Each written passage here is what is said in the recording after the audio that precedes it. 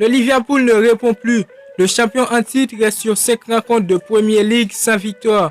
Les Reds ont du mal en championnat. Distancés par Manchester United et City pour la première place, ils viennent de concéder leur première défaite à domicile en 4 ans.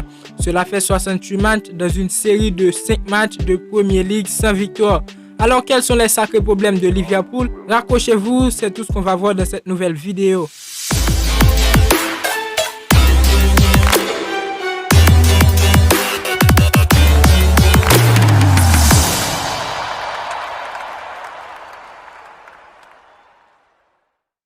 Je vous ai mis 5 points dans cette vidéo qui actuellement selon moi causent la panique chez les Reds. Alors après avoir regardé la vidéo, n'hésitez pas à partager avec moi dans les commentaires ce que vous pensez et parler des problèmes que je n'ai pas notés. Déjà, on commence avec l'attaque qui est inefficace. 4 matchs sans marquer un seul petit but. Dans une équipe moins talentueuse que Liverpool, cette statistique et ce manque d'efficacité seraient pointés du doigt. Mais encore plus ce qui concerne les Reds, ce chiffre semble incroyable. Comment une équipe composée de Sadio Mané, Mohamed Salah, Roberto Firmino, pour ne pas citer que les 3 fantastiques en attaque, peut-elle ne pas mettre la moindre balle au filet en 4 rencontres? D'autant les adversaires, à l'exception de Manchester United, ne font pas partie du top 5. Le trio magique ne semble plus surprendre et les défenses se sont adaptées. Le deuxième sérieux problème, le rouleau compresseur a l'air fatigué. Liverpool a écrasé la Premier League l'année dernière. Évidemment, la réussite offensive a beaucoup aidé. Mais si les attaques ont pu marquer autant de buts, c'est aussi parce que l'équipe en face était exténuée de leurs efforts. Physiquement, Jorginho Wijnaldum et d'autres semblaient clairement au-dessus de leurs adversaires, imposant un rythme intense du début à la fin, avec un pressing tout-terrain et un jeu rapide vers l'avant. Il faisait tout simplement exploser le club en face. Cette année, la donne semble bien différente. Le contexte sanitaire ne les a pas épargnés, ni l'enchaînement des rencontres sans réelle coupure depuis l'été dernier. Les joueurs ont un coup de mou et cela se ressent sur la pelouse. Trop peu de changements de rythme ou de courses à haute intensité facilitant ainsi le travail défensif adverse. Rassurant pour nous, Liverpool est donc bien humain et peut connaître un passage à vide. Il ne faudrait pas que cela s'éternise pour autant ou le risque de voir les 2 concurrents directs s'éloigner deviendra réalité.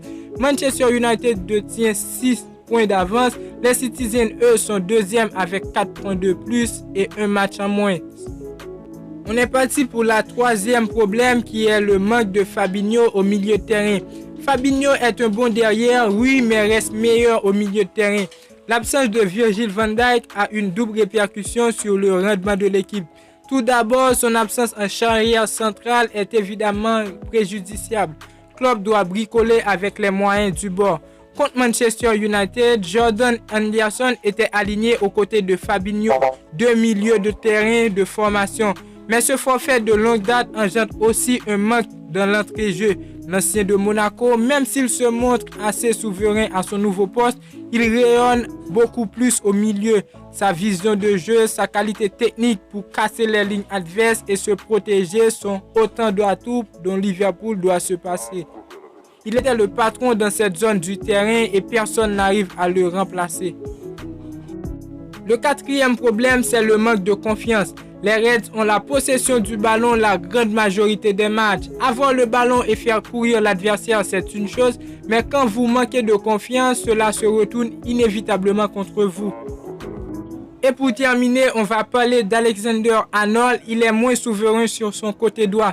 Il a été le grand homme de la saison dernière, voire même de celle d'avant. Il est considéré comme l'un des meilleurs latérales droits de sa génération. Alexander a démontré sur le terrain tout le talent qu'on lui accordait. Très offensif, rapide, technique, il est devenu rapidement intraitable sur son côté et surtout indispensable à Liverpool. Le danger venait constamment grâce à ses appels tranchants. Malheureusement, là encore, la saison 2020-2021 a eu raison de l'international anglais. Une blessure au mollet l'a contraint à déclarer forfait pendant 1 mois et depuis son retour, il ne semble pas être à 100%. Ses offensives sont moins décisives. Il n'a d'ailleurs délivré que 2 offrandes en 17 rencontres, une âme de moins pour le club.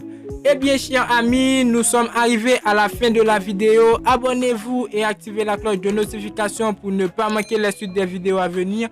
Je compte sur vous pour faire péter la barre de like, commenter pour donner vos avis. Et moi, je vous dis à bientôt pour une toute nouvelle vidéo.